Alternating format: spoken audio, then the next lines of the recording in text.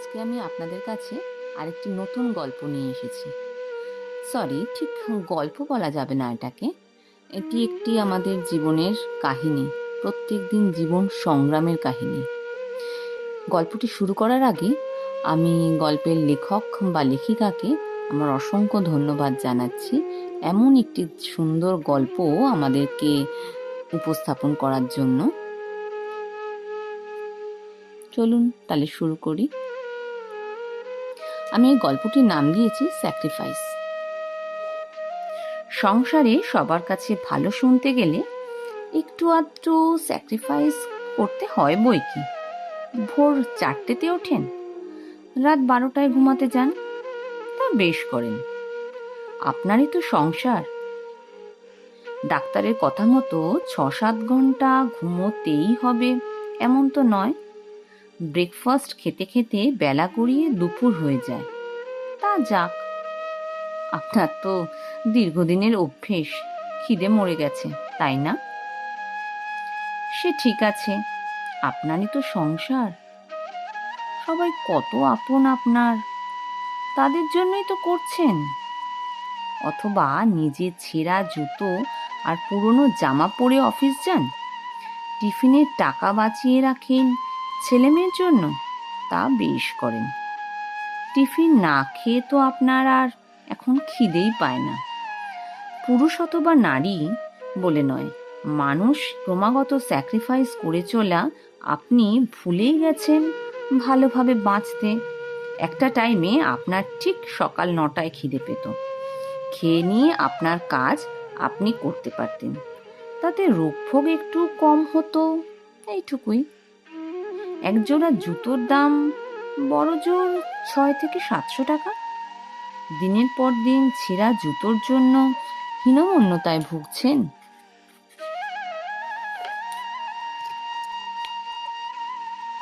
এই সামান্য কটা টাকায় আপনার সংসারের হাল ফিরবে না, কিন্তু অফিস ঢোকার সময় আপনার হীনমন্যতা টুকু কাটবে। আচ্ছা, আপনি যে স্যাক্রিফাইস করছেন সেটা আপনার সংসারের সবাই জানে? মানে তারা বোঝে আপনাকে? আচ্ছা, আপনার প্রয়োজনে তারা নিজের একটা শখও কি বিসর্জন দেবে? নাকি ভেবেই নিয়েছে ও ওই রকমই, ওর ভোর রাতে পাশ বালিশ জড়িয়ে আর ঘুমোতে ইচ্ছা করে না? নাকি ভাবে ওর একটা নতুন জুতো লাগে না অফিস যাওয়ার জন্য? নাকি এটা ভাবে যে এই কাজগুলোর দায়িত্ব শুধু আপনার, বাকিরা কেন দায়িত্ব নেবে?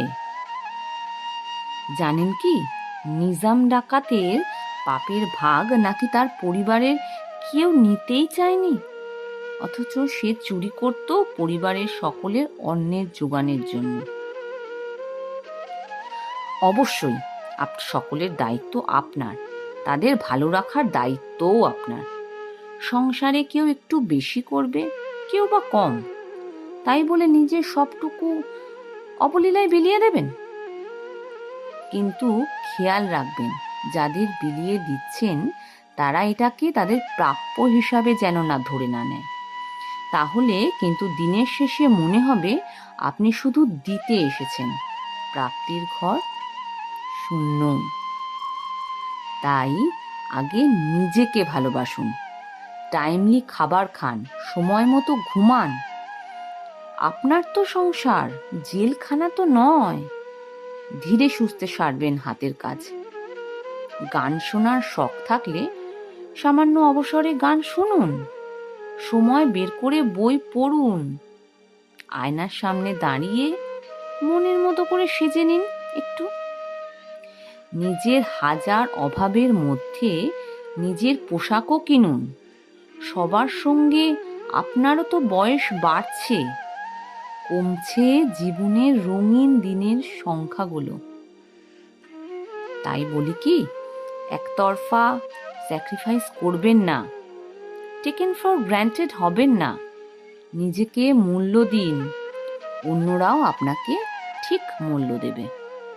তারাও ভাববে এই মানুষটারও বেসিক প্রয়োজন আছে। সবটুকু অবলীলায় বিলিয়ে দেবেন না। কি বুঝলেন? কমেন্ট করে জানাবেন।